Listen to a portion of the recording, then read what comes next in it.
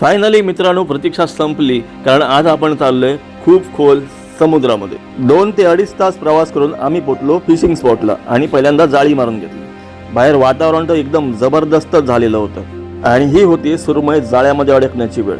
त्यानंतर थोड्याच वेळात आम्ही जेवण वगैरे करून घेतलं। डब्यामध्ये मस्तपैकी अंड्याची भुर्जी आणि चपाती असा मेनू होता। त्यानंतर काही वेळ आराम केला आणि त्यानंतर झाला जाळी ओढण्याची वेळ। बऱ्याच दिवसांनी समुद्रात आल्यामुळे मी पण खूप उत्सुक होतो। त्यानंतर मी हँड ग्लोव्ज घालून घेतले आणि मग झाली जाळी ओढायला सुरुवात।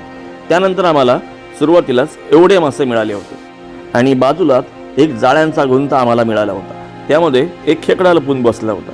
खरं तर ज्याने हा जाळ्याचा गुंता टाकला त्याला मूर्खच म्हणायला पाहिजे। त्यानंतर पप्पांना भेटली एक मोठी महाकूल।